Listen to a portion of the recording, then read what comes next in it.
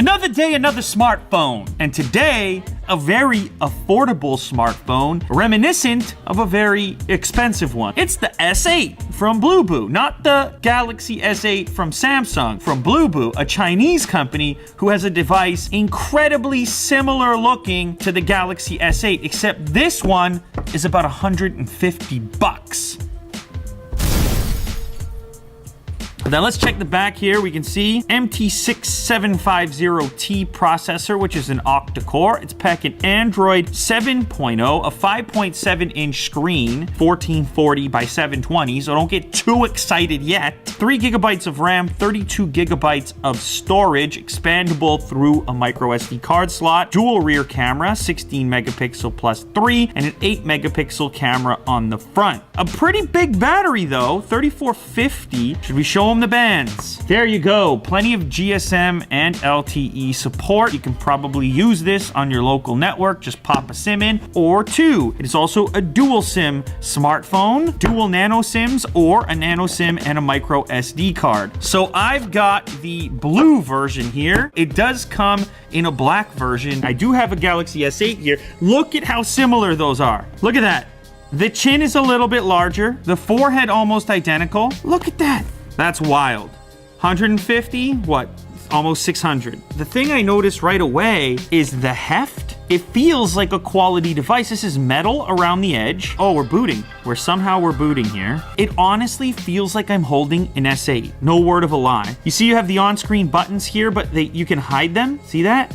And then bring them back up if you want more screen. The screen itself doesn't quite wrap around in the same fashion that the S8 screen does. It's like a tiny little bezel within a bezel. USB Type-C, a speaker, real S8, Blueboo S8. No headphone jack. On the Blueboo device, there's an adapter in the box. Kind of surprising, but it's not in there. It's 150 though. Power switch is in this location over here. SIM card tray at the top, volume rocker, and no annoying Bixby button, which continues to bother me. You have this kind of metallic look, but it is not metallic. That's plastic. There is a fingerprint scanner and a dual lens, dual camera system, and a dual flash at the top as well. We have a power brick, old school USB, so it's gonna go Type-C to traditional USB on the cable as well. If you want to get a full-on Type-C cable, it's obviously gonna work. Not the biggest deal. A little note there from Sky Lee, the CEO of Blueboo. Shout out to Sky Lee. What a name. I mean, I wish I had a name like that. Can you imagine? They've included a screen protector. This is kind of odd though. As you can tell, it doesn't occupy the entire screen because of the curvature. It's difficult to get a screen protector that goes over the curves. You're probably not going to install that for that reason unless you're paranoid. This is the adapter I was talking about. Mini jack on one end,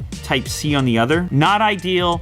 150 bucks. They've included a soft, basic, clear case. You gotta appreciate the thought. SIM tray, as I mentioned, hybrid style tray. Feels a little different. It's a little bit wider. The curves are there on both the front and the back. That's something worth noticing there. The curve is on the back as well as the front. It's a comfy hold. You see it's on max brightness. I mean, it's not gonna be the best screen ever. I can see the pixels a little bit if I go looking. There's the S8 screen. More contrast, more vivid. You got your quick toggle settings over here. Of course, we wanna test out the camera here. There's video, photo, there's a beauty mode, face cute, and bokeh. Let's just take a stock photo here. There we go. It's pretty quick. It looks to me like it had trouble getting focus there, but maybe it's a focusing distance thing, which it might be. Yeah, it appears that this thing has trouble focusing up close. This is more brightly lit. It did a better job of grabbing that. Oh, there we go. With your images, you're gonna have to be a little bit more deliberate. It's not like instantly bang on. Again, I'm looking at a $150 phone. It guessed my age. It says I'm male 28. Can you see this? I'll take that. What, 49? I'm aging rapidly here. I'm all washed out. I mean, as it is, I'm already deathly white. Like, this is not helpful for me. Not the sharpest selfie we've ever taken. Not exactly the strong point, but I feel like I'm repeating myself a lot and I kind of have to. 150 bucks. Is that what gets you going? Oh, is that what you always wanted? It's cute mode. Just what I needed. There's also this button here. so you can put filters. So in video mode, you have 1080p, 720p, and 480p on the rear camera, and the front camera maxes out at 480p. Sometimes when I'm looking at inexpensive phones, the speaker is a little bit tinny, crunchy. This is the video you should be watching. Leave this video right now and go watch this one. I mean, I've done over 1,000 videos, maybe 1,500 videos. I never made noises like I made in this video. I never had an experience like I had in this video. I mean, this thing was transcendental. Ooh. I saw the very pretty quiet. And I stared up at the universe, well, or the ceiling of the mall, but I'm sore, all right? That's full blast. Pretty quiet. For comparison, S8 sound, not the loudest phone. Take a look at this. This box. It's now, deeper, to you, it's louder. It's just a wooden crate, but to me, it's a whole new experience.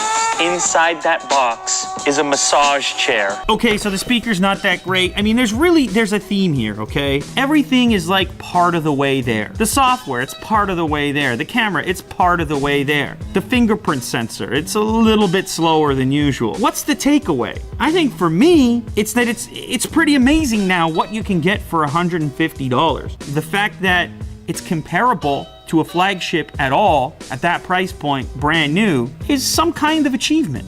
You can get by with this thing. You could get by. I could survive. I could live. This smartphone marketplace is ever expanding to meet the needs of all kinds of different customers, including those who only have $150 to spend on a smartphone. I think it's important to bring some light to these types of devices to show you guys, even if you're not necessarily in this market, and the fact that things are getting a lot better at those lower price tags. First question here from Jerome Miller Jr. Do you see yourself going back to the iPhone? Well, here's the thing. One of the benefits of having a technology-based channel here on YouTube is that I get to try out all the different devices because I get to make content about them for you guys. And I think, to a certain extent, it's a responsibility of mine to put a certain number of hours and minutes into the high-profile devices so I can give you guys accurate feedback of my experiences. So when the new iPhone drops, yes, I will be using it for the purpose of that feedback. Now, whether or not I stay with it beyond that really depends on how I feel about it. So that's impossible to answer right now, but I would be surprised if it takes over my daily driver spot long term. Here's one from I Take the Wheel. What is the worst product you have ever reviewed? One comes to mind that happened recently. This little mini Android phone. The thing hardly worked. Bit of a disaster. It happens sometime. Here's one from Ramel Legaspi. What was the craziest phone case you've ever unboxed on your channel? It's either the one that had all these multi-tools built into it, including a knife, and then more recently, one that had a lighter built into it. It's not something I ever thought I would see on a case, but you can never underestimate the case manufacturers. All right, so there you have it. Thanks to everyone who left a question down below. If you want to participate, make sure to leave your questions in the comments of this video, and you might make it into the next episode.